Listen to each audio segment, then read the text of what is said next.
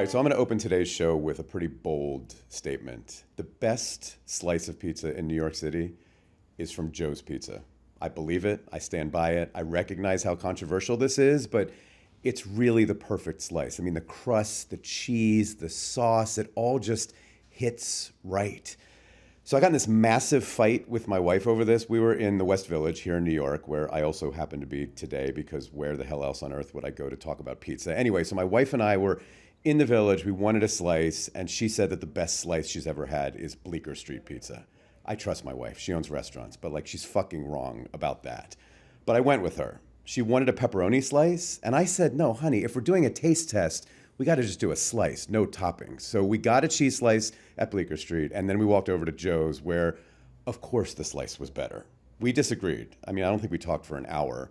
We finished our preferred slices next to this trash can at Bleecker and Carmine. We were pretty much at an impasse. I mean, no sign of finding common ground. And so we did what any fighting couple would do. We came up with a solution. We decided to bring in Rose's cousin, Bobby Giannone, a few weeks later to be the judge. His family's from Naples, Italy, and he lives in New Jersey. So, I mean, what more qualification do you really need to be the judge of pizza? So we went to Bleecker, we went to Joe's, and Bobby actually said that the pizza with toppings at Bleecker was better, but the classic slice better at Joe's, obviously. But actually, I'm going to say the best slice in the world to me is Januzzi's in Margate, New Jersey. I mean, it is intoxicatingly orgasmic. Like, as the pizza scorches the roof of my mouth, the cheese blend, the sauce, it's just perfect. The smell from the oven. But I think there's more to it, because Margate is where I spent so much of my childhood and later years with my mom and with my grandma. And so smelling that smell coming out of Januzzi's, it takes me right back to being a teenager, carting my boogie board to the beach. I went back recently to have a slice of Januzzi's, and they had moved a few miles away, which seemed catastrophic.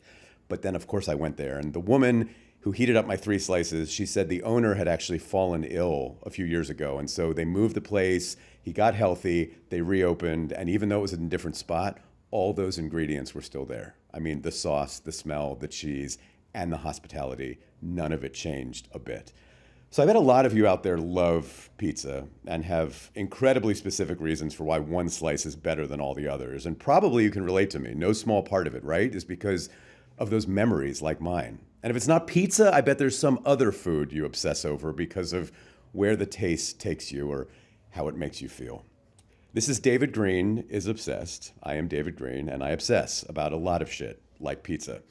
Self-absorbed title to the show aside, the show is not about me. It's actually about us, exploring our obsessions and the role they play in our lives. And so today we're going to talk pizza. And so today we're going to talk pizza with Scott Wiener. He is the founder of Scott's Pizza Tours, and I would like to say he's America's foremost knowledgeable person and obsessive when it comes to pizza. And I'm going to bring him a slice of my favorite pizza from New York when we come back.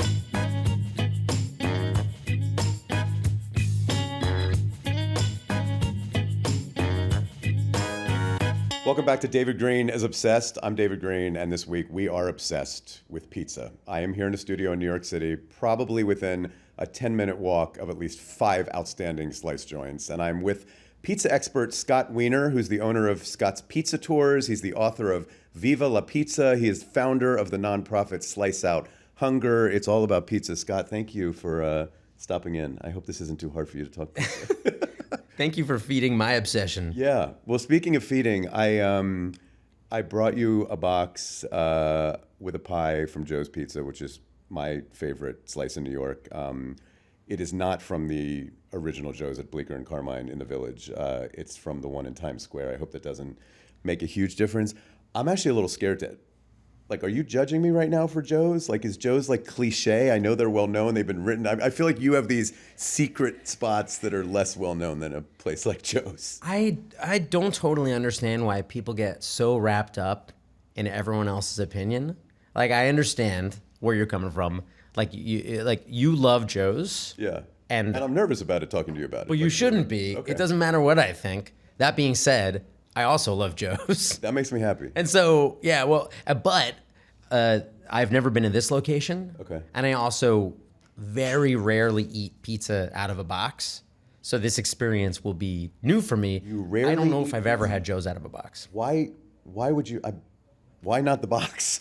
Have we been messing up all our lives eating pizza out of a box? Yeah, we have. I don't think this is a surprise for anybody. The box traps all the steam, and so you get a soggier crust when you're eating pizza out of a box. So the pizza you get out of the box will always 100% of the time be worse than the pizza that went into that box. Can you go to a pizza joint and say, "Can you give me a pie not in a box"?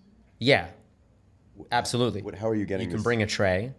Or my move is, if it's ever going to happen, I have two moves. One of them is I just open the box as soon as they hand it to me. Okay. So I need to be there when it gets boxed. I'm So popping it right I've already away. fucked this up basically by letting this sit here in this box. We have like a social contract that we've signed with pizzerias that says, I understand that pizza's not going to be as good as it could be, Okay. but it's convenient, so fine. Okay. We all know that. Also, the other thing is this is an 18-inch box, and Joe's does a 20-inch pie, and it's only one dough ball size that they make. Oh, that's which here. means this is thicker than the house pie. I want you. Is that why it's like folding on the side of the box? Yeah, Doesn't their fit? pie never Let's fits open in the this up. box. I haven't seen the inside yet, but yeah, this is actually mild. This is Folding going on there. yeah, and squeeze in. they stretch this dough slightly smaller than their house pie. Okay. So if you get their house pie, it's a little thinner, a little crispier. And when you get their takeout pie, it's always going to be a little bit thicker because it has to fit in the box. So there's nothing I want to do more right now than just like start eating. But can we start like? Can you look at this like you're a museum curator? Like, what would you look at on this pizza to know if it's quality, if it's not? What stands out to you? Well, always the thing that stands out to me is topping distribution. And what I love about Joe's is the minimal use of mozzarella. Where we live in this world of more is better, Joe's is a minimalist pizza. There's one cheese on it. It's not a multiple cheese pizza. A lot of pizza not are even putting in like pecorino, Which I love. provolone. Okay. But this is part skim, low moisture mozzarella. That's it. And it's a simple tomato and a little sugar. That's it. And their crust is flour, salt, water, yeast. That's it. So it's a minimalist pizza. A lot I of love people topping. overthink pizza these days, is what you're telling me. Yeah, well, like I think what's cool about Joe's, and maybe this is the reason that Joe's has now become controversial, is that while other pizzerias are doing a lot of things, a lot of processes, Joe's is still very minimalist. And so this is like, when I look at this, I see tomato popping through the cheese, which I love, because I'd rather have kind of a low cheese to sauce ratio. And with this, I see a great bake. So browning along the edge is always nice to see. Yeah. And then, the next step to this would be to look under the hood, kind of take a peek You underneath. want to do that? Look under the Yeah, hood. we'll take a peek. Okay. Yeah, I mean, even consistent browning, no big burn marks. You'll see burn marks up against the edge. Right. Like this, you can tell is already going to be a burn mark. When they unload this into the oven, this pizza hit a side wall or a back wall. So Okay. it's touching the steel of the oven, so it burned. It's like when you hit the flag when you're doing like slalom skiing, like you like run into something and you get points. Yeah, you get a little point deducted, but this is also kind of nice. You're with a bunch of friends. One person loves the char, they go there. The other person doesn't love the char, they go there. A lot of choices. Yeah, community food. How is this still hot enough for you? Like, do you have a way to measure temperature when you're? I do. I always carry with me some pizza tools, and I always have a thermometer. You don't even need the thermometer right now. I use this to check if a pizza's too hot to eat. Okay. 175 is Like a nail gun, a little bit, like. yeah, it's an infrared thermometer. Okay. So this is like surface temperature. So, this is not good for checking if you have a fever, but it's great for surface temperature. Use it for like heating and air conditioning. Like in here. It's great. Dude, 59.3. We're good. Luxurious. Cold.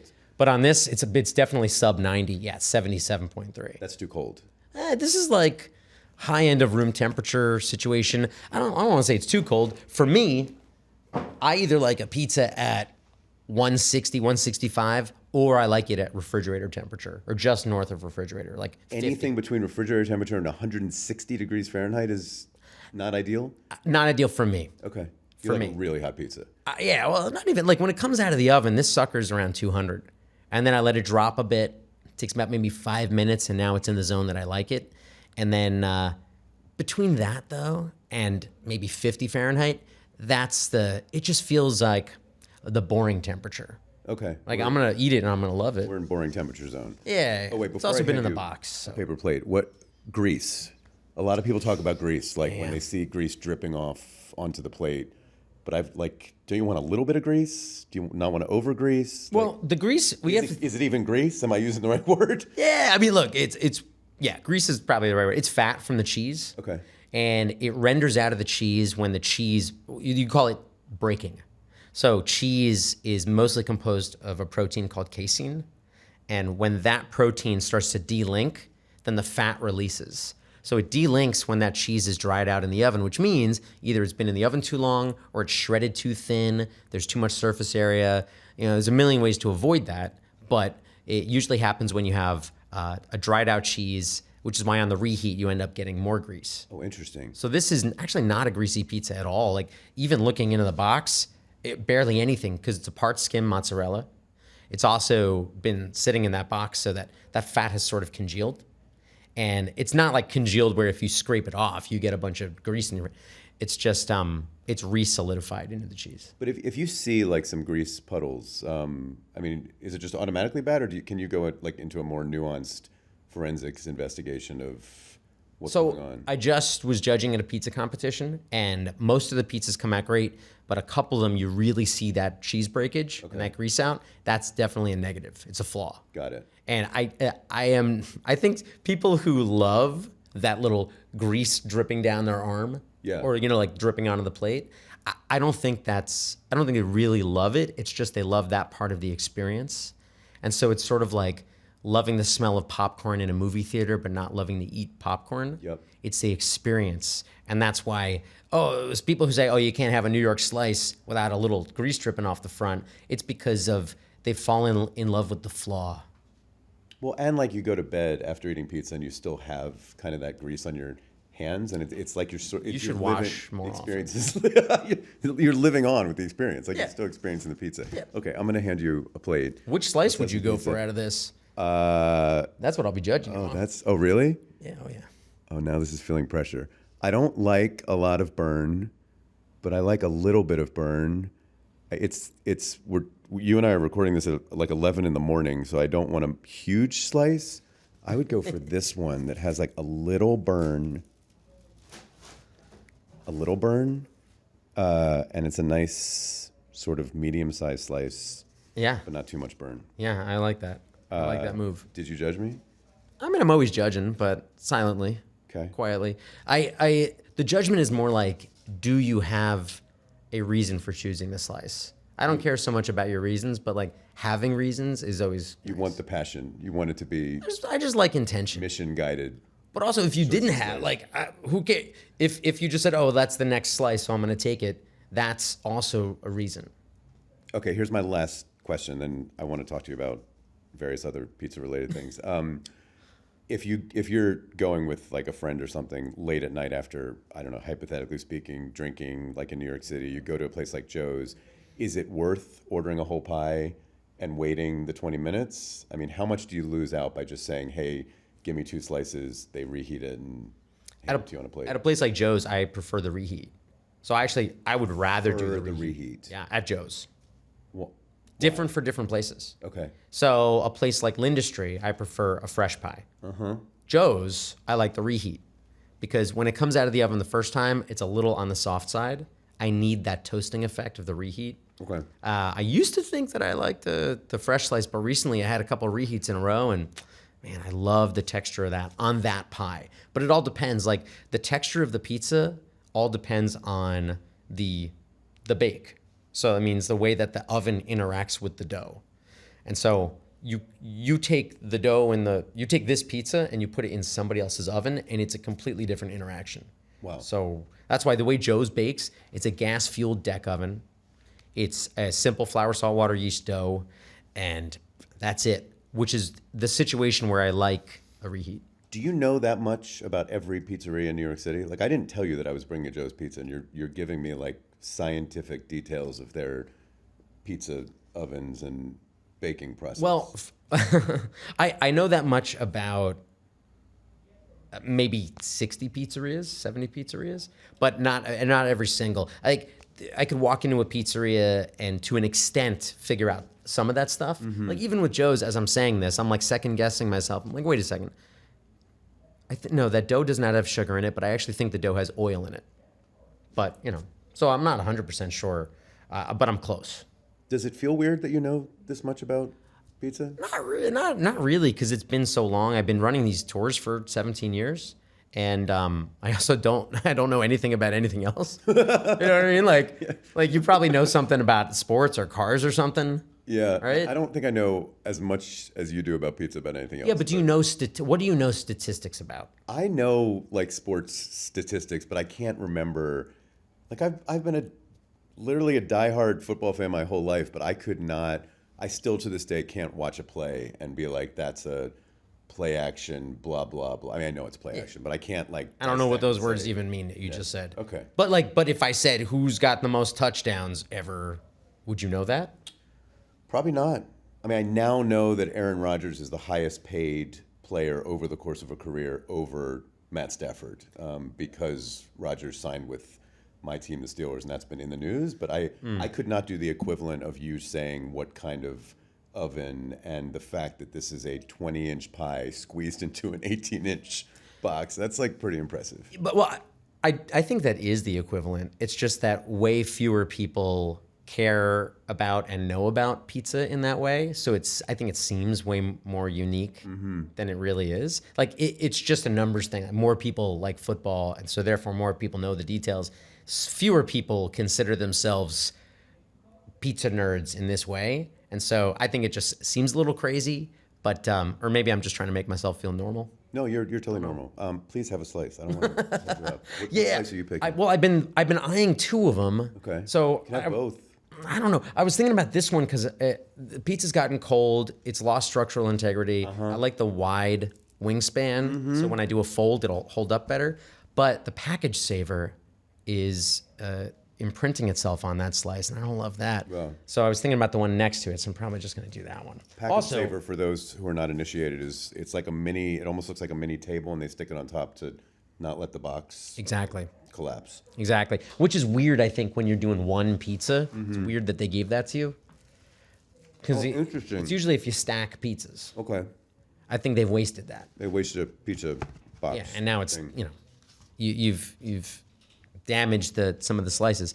But man, this is okay. You're folding. Yeah, I do a semi-fold. Like I keep my index finger in the edge of the crust. I don't like to do a full fold. Let me unfold mine so I look cool. Oh, you do you do. Well, I'll put it this way: when I get like halfway through, it always collapses into a full fold. Yeah. If I'm in a rush or I'm chatting with somebody, then fold. yeah, it usually ends up that way. But I'll tell you this: I do not want to experience this open face, and I do not want to experience this the whole way fully folded. So that's you want why a semi-fold to start with. Okay. I like to go semi-fold. God, you look good holding a slice of pizza. Like it. I mean, you really. It's my natural You just look. habitat. You look confident. It's a lot of pizza. I mean, literally, that's all I do every day is fold. And you're not like an oversized human. Like, how do you? I'm like, fighting, man. Diet advice on. I bike everywhere. Okay. I live not in the center of Manhattan. I live deep into Brooklyn. So every time I'm going somewhere, it's like an hour. Calorie burn. I already had an hour plus bike ride today. Okay. It'll be an hour plus home. But this is only the first of many slices of the day. So So eat pizza gotta be and careful. bike. Like that's the diet advice we're getting. pizza's not bad for you. Is that true? Totally true. Bad pizza is bad for you. Pizza is a huge spectrum, right? There's good pizza and there's bad. And you know when you're eating bad pizza. It doesn't make you a bad person. It means that you are desperate at that moment. But you know when you're eating that, it's not for the purpose of nourishing your organs. Right. It's absorbing alcohol or, like curbing the need for, more gross food or something. But when you're eating good pizza, you feel good. I feel good right now. Oh. This is great. All right, I'm gonna chew, and then I'm gonna ask you something you've probably never been asked before. Ready? How did you get into pizza?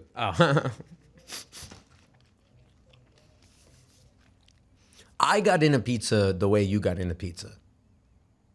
Because you're into it. You have a favorite place that do. you're obsessed with. And seriously. you know the story of when they moved. Uh-huh. And I got into it the same way. Growing up, having an emotional connection with pizza as the food that is accessible. As a kid, it's like the first food that you ever spend your own money on by yourself without the parents. It's my $2. I paid for that slice and that soda.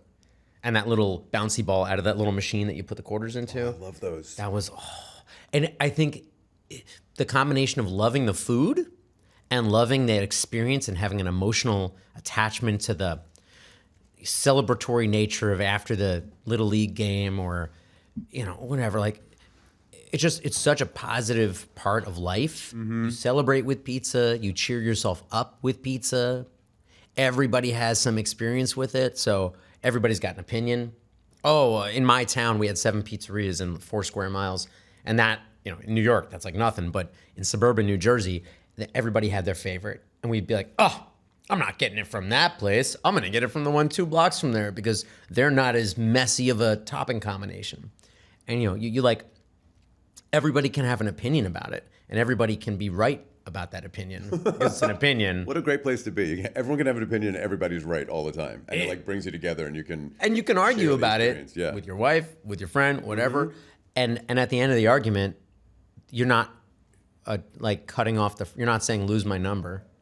You know what I mean? Yeah. If we disagree on a pizzeria, it's of no consequence. It's like a very high passion, low stakes conversation, argument, discussion. And so I got into it because I like that emotional connection is really great. And then as I realized that there were multiple styles and multiple cities and multiple passions, the journey of like going to New Haven, Connecticut and to Chicago and trying other people's like cultural pizza styles, that became a fun adventure. Even it didn't matter if I liked it or didn't like it. It was just more of leaning into somebody else's local pizza culture became fun and interesting. You were becoming like an investigative reporter on pizza. Like, so part of it was the storytelling, the learning facts. I can relate to that. Yeah, it just is interesting. And you've already got that common thread. It's pizza. And then you always have the thing of, it was like in college, if I was playing in a band and whenever we had like breaks from school, we would go and tour. And if we were going to play in somebody's town and we would sleep on their floor, they would say, you got to go to my favorite pizza place. And so that became the common thread of we'd always eating pizza because it was cheap. And I would keep track, this is like early 2000s, so it was not smartphone taking notes in an app thing. This was like, I would keep a diary of like everyone had a little tour diary, but mine was just about pizza. It was about every page was a different day and where we went for pizza. And I would write who we were with, what we got. I still have them. Like the receipts are in there. Just you kept the receipt, like it's a diary with almost every slice you've ever had. Yeah, a lot of them. Yeah, and then that became the fun journey. Was that part of it? And I would have like ratings in there, but they weren't 0 to 10 ratings. They were more like, this is the pizza that you have at 2 a.m. This is the pizza that you have on your birthday. This is the one that makes you go crazy. Tying it to experiences, that's so much better than like a 7.4. Yeah, it's just like I never connected with the idea of this pizza being 0.1 better than another pizza. It's more like, when does this fit into my life? And if it's a 2 a.m. slice, that's a nice way of saying I don't need this very often. It doesn't need to be that good. Yeah, it's not. Every pizza has a place and a time. And so the one that you don't like is really just the one that you don't have a lifestyle that matches that slice. So there's plenty of pizza in New York that people love and that I don't love. And it's not that they're wrong and I'm right. It's just that I don't drink that much alcohol. So you don't have those experiences at that place where they're drinking a ton and going there. So take me to childhood. What was your first memory of being that little boy spending his own $2 on the little machine with the bouncy ball and a slice? Man, well, it was... I will never be able to remember my first pizza experience, but the ones that really made the difference were those like after the soccer game or the Little League game. You played soccer in Little League? Yeah, I hated it, but we got pizza after, so that was awesome. And a little cup of soda after the game. You'd like go to where they sold the snacks and stuff. Yeah, get a little snack soda. Love that little soda. And then that was a big deal. But then really where it started to make a difference was on like half days, on a Friday when you got a half day. And I'd walk. We always walked because we lived really close to the schools, like a mile or less. We're in suburban New Jersey? Cranford, New Jersey. Okay. Yeah, in Union County. So we would always walk, and walking home, you'd pass by. There's one pizzeria called Calabria. We'd walk by, and it was $1.50 for a slice and a large soda, and that was just this ultimate middle of the day independence. You know what I mean? Or if it was on a Saturday, I'd walk downtown with my buddies, and the center of town was literally downtown was in the middle of town. So we would all walk and meet up, and we'd go to the record store and not buy anything, but talk to the guy about like when he saw the Stones in '68 or whatever. And then we would go to the pizza place called Pizza House, which was my real jam, and we'd get that slice and a soda over there.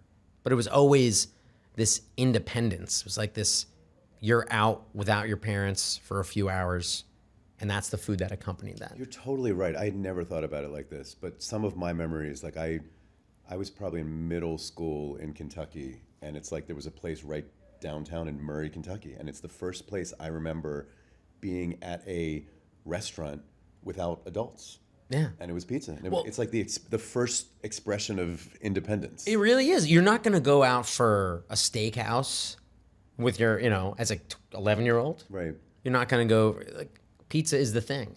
Low price. It's counter service. I don't know if it was by you in Kentucky. Was it counter service? No, that one was, you actually did sit, but it was, the checkered plastic Yeah. tablecloths, and they just bring the pie and sit in the middle. And I remember that being special too. Like, oh, we're sitting at a booth, like, and That's grown up. And we have money, and we can put together our dollars and like get probably at that point like a $5.99 cheese pie. But still, it's like, that's a big deal. Yeah, it was huge. No, you're totally right. I think that tie of it to independence is the big piece of it. And it also helps that pizza tastes awesome. So Right. that helps. Okay, so how do you go from a kid like any of us who's got to feel that independence and going out for pizza to making it? I think it was, I know it was after the bands broke up and I wasn't touring anymore. I still kept up with visiting pizzerias intentionally. And then that kind of snowballed. I had a car. I would drive with my friends to Philly or to the Bronx or whatever in driving distance and do little day trips on a Saturday and just hit 5 or 6 pizzerias for fun.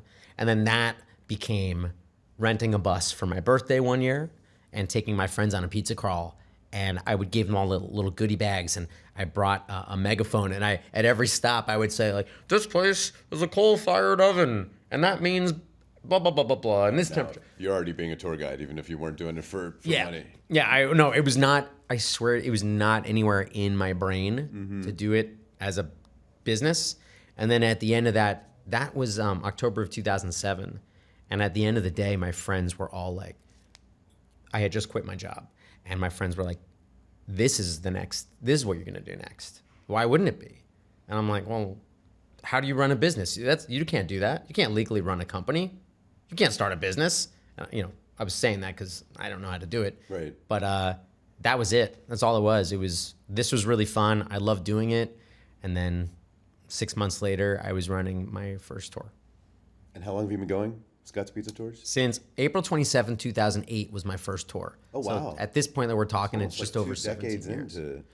Yeah, it'll be 20 years in a couple of years. What's like a memorable moment or two with people who come on your tours that go beyond just like tell me, take me to this next place. Like I'm imagining there's a lot to the experience and the interaction when you're with people who've kind of given a couple hours of their lives to you. Yeah, it's an overwhelming amount of personal interactions that are genuine with people who are really great and who I keep up with. So I can't immediately recall like specific moments, but there are people who've been on the tour 20 or 30 times because it changes every time. It's always different. And those are people who I like become friends with, who like they're at my wedding.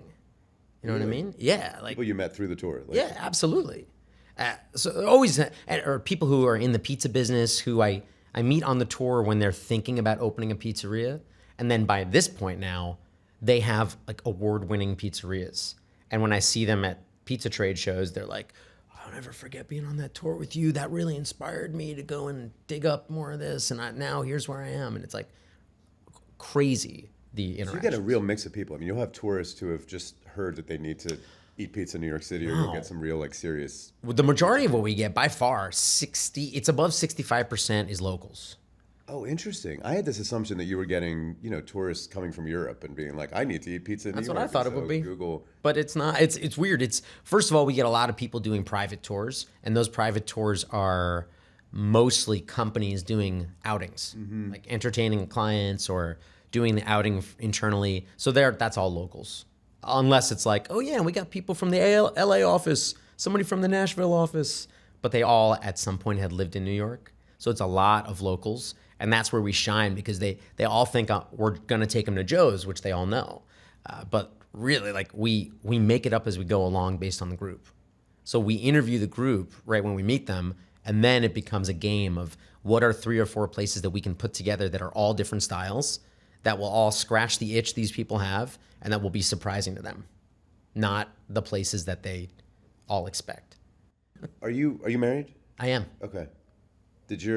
Tell me about meeting your current partner and early dates when maybe like the fact that you are this into pizza would come up. So I met my wife, like on an app, and I really tried to not talk about my work too early and too clearly, because then it could tend to take over a whole conversation and become Like this. like put a microphone. Yeah. Yeah.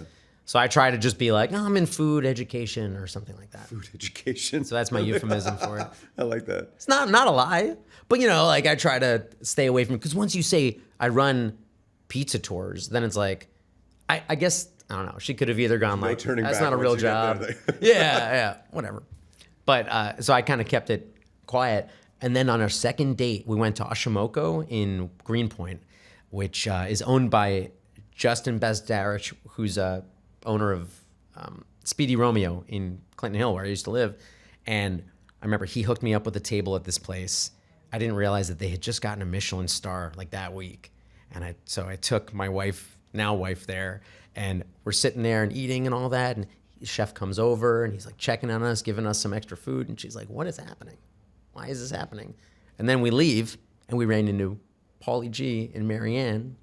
And they go, why don't you come down to the pizzeria, Scott? And Paulie looks at me and he goes, hey, by the way, she's a lot nicer to hang out than, what did he say? Oh, I bet you're liking hanging out with her more than Ryan Seacrest, which is a weird thing to say. Right. She didn't know that the day before this, I was on the Ryan and Kelly show.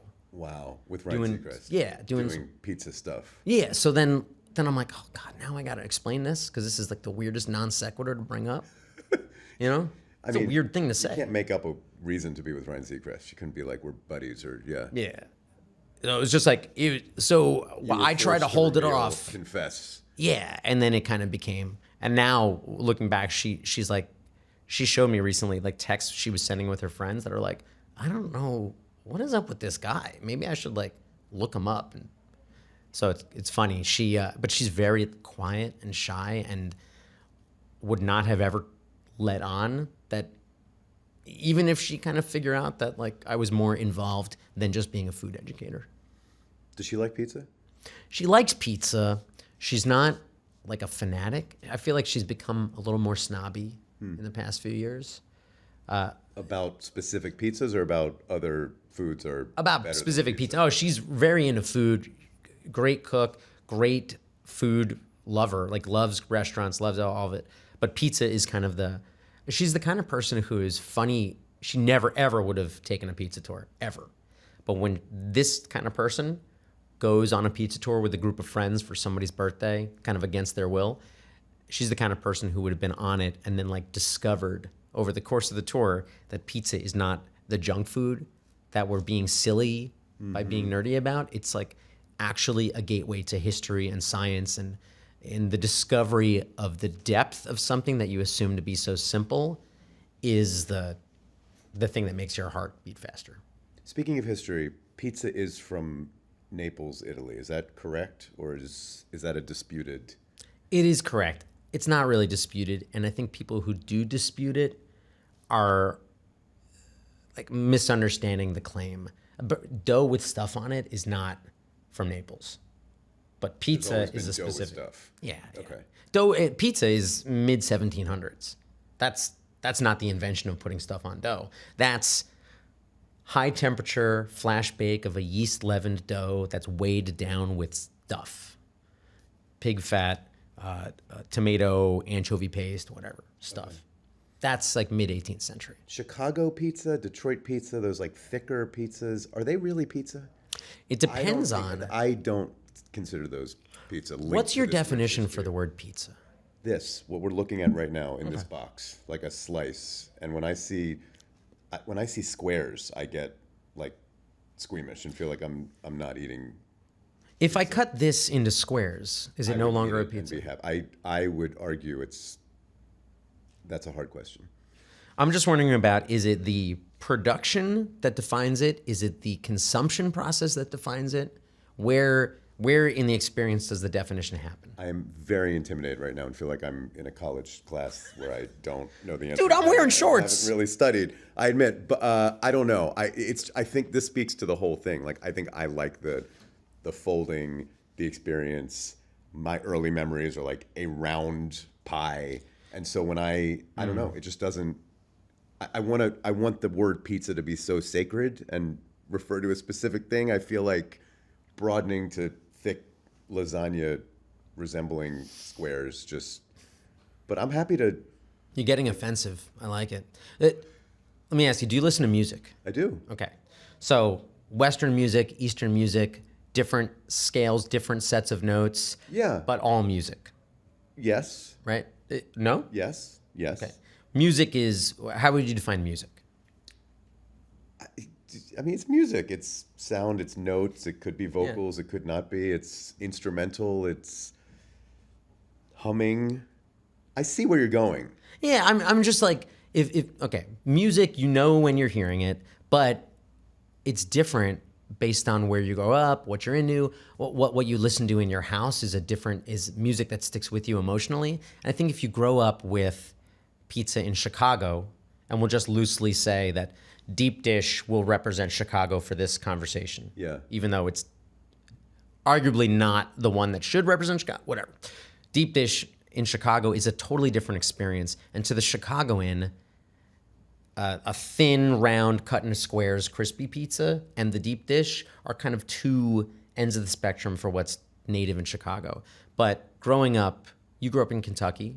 I grew up mostly in Pittsburgh. Oh, in Pittsburgh. Mm-hmm. But Pittsburgh is doing essentially the same kind of thing that we now call like New York style pizza. Correct. Neapolitan inspired, like 2 generations away from Naples, basically. So our version of pizza is round, a puffy bready edge, cheese and tomato sauce. Yes, all that. That's pizza. I think that by defining the food based on like the version of it that's comfortable to you is like ignores that other people grow up with something else that's normal, which is why when I get people on tours who are the 35% that are tourists and I feed them cheese pizza I don't do toppings, and they think that means that it's a pizza that's missing an ingredient. Mm-hmm. And to me, that means that you grew up with pizza where toppings were the flavor, that the neglected component is the bread component. And in New York, it's a baking culture here, bread bakeries. That is the main component for us. The other ones are just there to not get in the way. You're wearing your shirt from Slice of Hunger, which I believe is your Slice Out Hunger. You're wearing your shirt from Slice Out Hunger, which is your nonprofit. Yes. Pizza-related nonprofit. Very much pizza-related. What's the mission? What do they do? We use pizzerias around the country as fundraising engines to support hunger relief initiatives in every pizzeria's local community. That's awesome. We have like a partnership system where we have about 800 pizza partners across the country, and every one of those partners has committed to support their community with a certain number of pizza donations. And we just track those, and we kind of act as a collective. So pizzerias are always supporting communities anyway. We just act as a way to kind of lump everybody together and help people get benefits from ingredient companies, some support where one little tiny pizzeria, it's going to be hard to get support from your tomato company. But if we pull everybody together, that tomato company wants to help those who we work with. Why is this work important to you? Because food is the most important element of life. There's love and support from family, having a home, like shelter and food. And food is one of those things that, as people in the food industry, like I'm in the food business, kind of, I guess. I don't think I'm in the tour business. You're in the food business. Okay. But my company treats food like entertainment. And so we take people to restaurants as a form of entertainment. And even though I think that that's perfectly fine and legal, there's still this element of the fact that we waste 40% of the food produced in this country. And then we have so many people facing food insecurity more and more every day, especially lately. And even though it's fine for us to treat food like entertainment, we still have a responsibility to our communities to help by benefiting in a way that we have the power to do. So I've been in this world long enough that I've got these amazing connections with people, companies and pizzerias, and it just seems like the easy thing to do is to use those connections and leverage them to do good for communities. And so I started doing these pizza parties 2009, 2010, where we'd raise money for local hunger relief organizations in New York. And then my friends in California and Texas and Idaho all started saying that, we want to do this too. Can you help us? I'm like, well, I don't have that much free time. But we pulled together and formed a nonprofit. And now we have this system where we help people all over the U.S. I love that. It's really really interesting because it's a great way to pull that community together. It has nothing to do with what the ratings are of these pizzerias or whose cheese they use. It's very much just about, are you a pizzeria? Do you support or want to support your communities? We can help out and send you some pepperoni every once in a while. All right, I'm going to let you take another few bites. We're going to break for a minute, and then I want to come back and talk to you about your other obsessions. Ooh, sounds good. Yeah, take a moment to Calzones. Yeah. Just kidding. Just kidding. Preview. I'm not into calzones. All right, I'll be back with Scott Wiener in just a second. All right, welcome back to David Green is Obsessed. I'm with Scott Wiener, who's the founder of Scott's Pizza Tours here in New York City. And Scott, this is the part of the show I like to now call Scott Wiener is Obsessed. I want to ask you about other obsessions. Earliest obsession in your life that you remember? The tabs on the top of soda cans.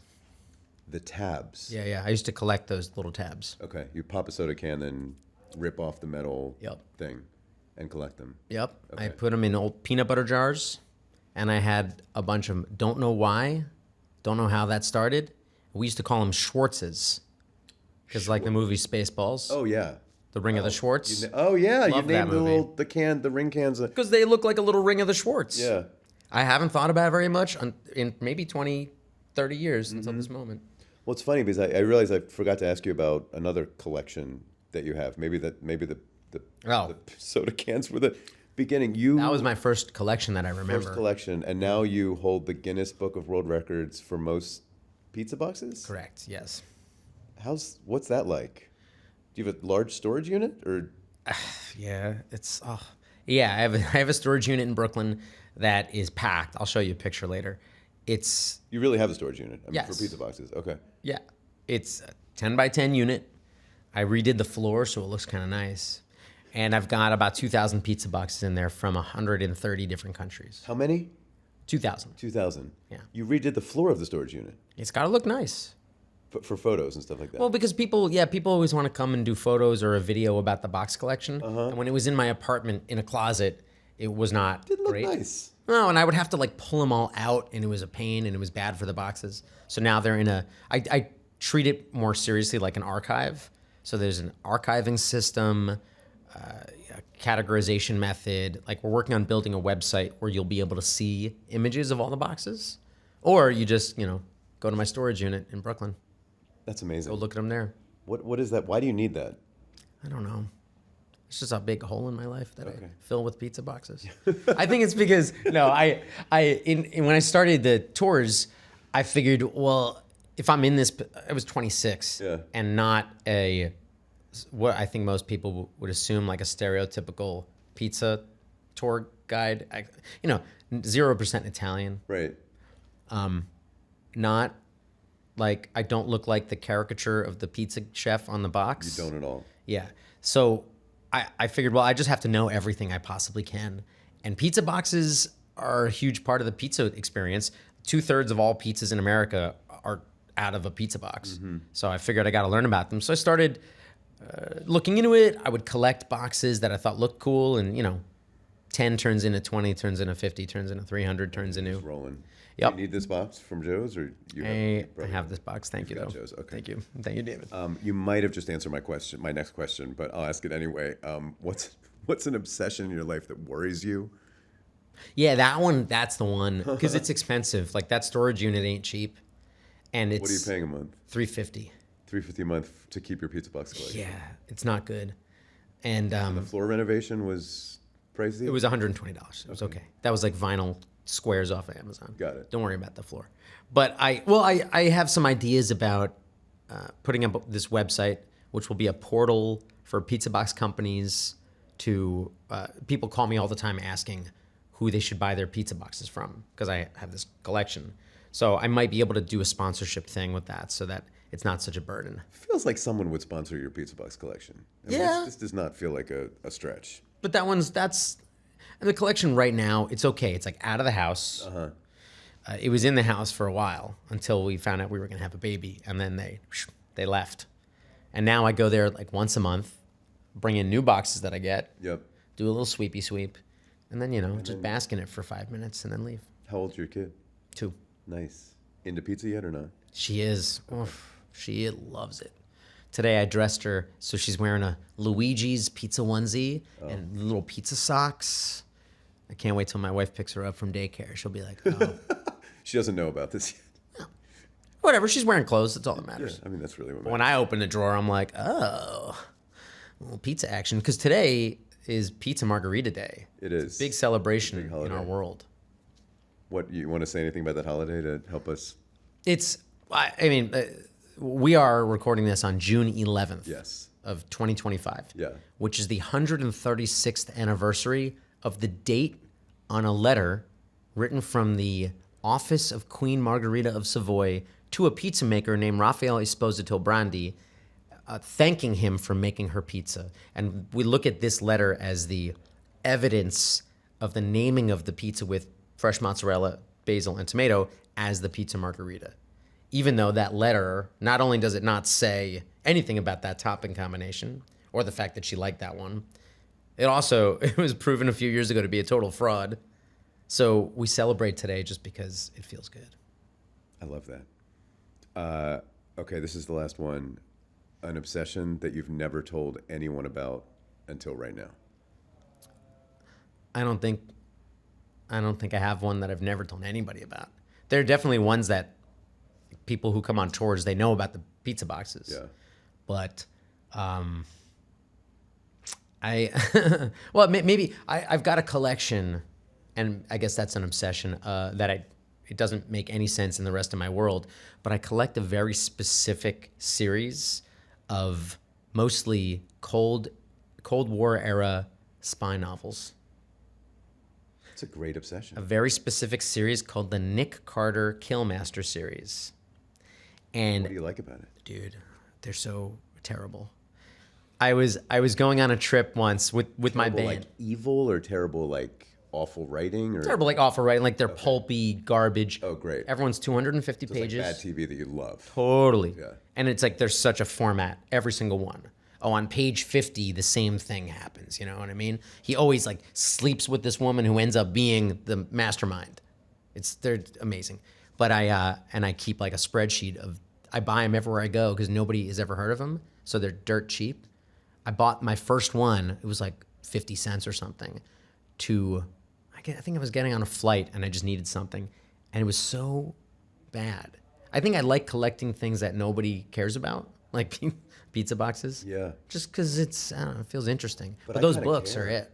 I'm getting on a flight today, and I like kind of. You need something. Normally, I go for like bad horror movies on planes, like bad. Like I want it to be Yeah. bad. Something that you can't watch when you have other options in your life. Right. Yeah. Yeah. No, I might pick up these books. Ugh, I wish I would have brought you one, but that. Okay. But then I started looking into it, and just like with pizza, there's a deeper story.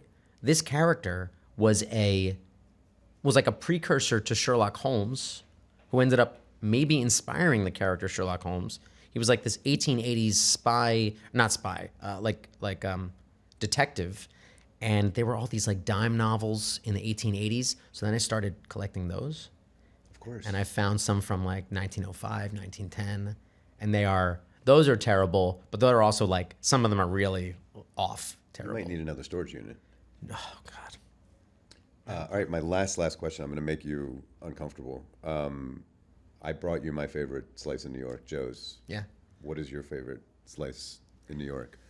I don't have a favorite. That is the diplomatic answer I fully expected. But I'll tell you why. Because as I said earlier, there's not one pizza that fulfills every moment in my life. Joe's is comfortable. I can slip it on anytime. It feels good all the time. I really do love Joe's. I have a preference of Joe's over Bleecker Street Pizza. Thank God. My wife is going to hear about this as soon as we leave the studio. But I also feel like right. arguing over personal preference is you got too much free time on your hands if you're doing that. That's fair. It's personal preference. But it's She a can marriage. like it, it's I mean, fine. Better to argue about pizza than... Use it as a something distraction else. from the real stuff. That's great. But I like Joe's for its simplicity, and Bleecker Street Pizza is not the same as Joe's. It's a herbaceous slice. It's a heavier in flavor profile, and Joe's is more laid back and simple. And so if you have a preference for one or the other, it's because she's a chef, right? Yeah. I get that. This is, jeans and a t-shirt kind of food. I think they both kind of are, but this is the simpler one. Bless you. Scott Wiener is the founder of Scott's Pizza Tours. He's the author of Viva La Pizza, and he also is founder of the nonprofit Slice Out Hunger, which everyone should check out. Scott, you're a joy. Thanks for doing this. Thanks for having me. It's been great talking to you.